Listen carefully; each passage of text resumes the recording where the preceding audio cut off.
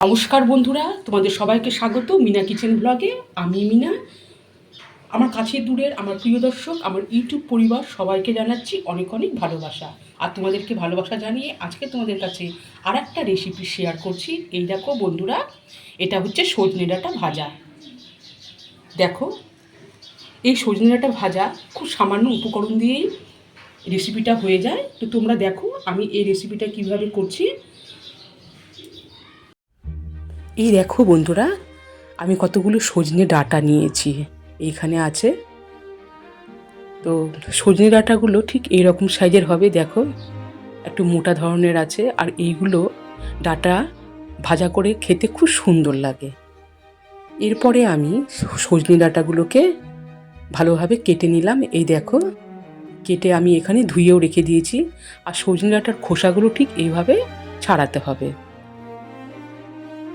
এই দেখো, তোমরা দেখতে পাচ্ছ, যেহেতু সজনে ডাঁটাগুলো একটু মোটা সাইজের, তো আমি এইভাবে সজনে ডাঁটার খোসাগুলো ছাড়িয়ে নিয়েছি। এরপরে ওভেনে কড়াইয়ে জলও বসিয়ে দিয়েছি, আর জলটা কিন্তু অলরেডি গরম হয়ে গেছে। এরপরে আমি জলের মধ্যে সজনে ডাঁটাগুলো দিয়ে দিলাম। সজনে ডাঁটাগুলো দিয়ে আমি এইবারে ঢাকা দিয়ে রেখে দিলাম। ঢাকা দিয়ে রেখে আমি কিছুক্ষণ পর আবারও ফিরে আসলাম। এই দেখো বন্ধুরা, দেখতে পাচ্ছ। আর এইখানে আমি দেখো সজনে ডাঁটাগুলো কিন্তু দেখেই মনে হচ্ছে যে সেদ্ধ হয়ে গেছে। তো আমি একটা সজনে ডাঁটা উঠিয়ে দেখলাম, চেক করছি যে সেদ্ধ হয়ে গেছে কিনা। তো অলরেডি সজনে ডাঁটাগুলো প্রায় সবকটি সেদ্ধ হয়ে গেছে।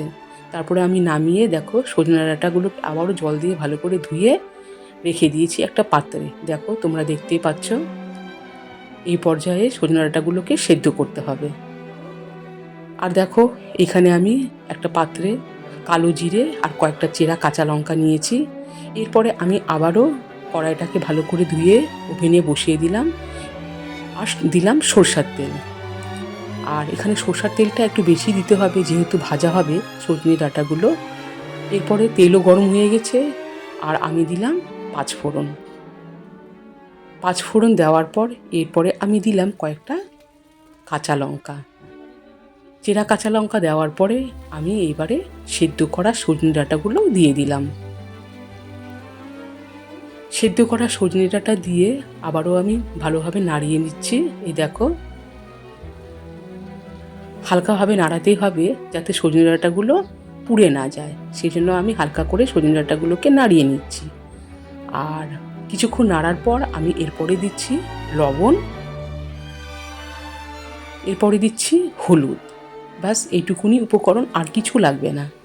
লবণ আর হলুদ দেওয়ার পরে এবারও আমি নাড়িয়ে নিচ্ছি। এই দেখো,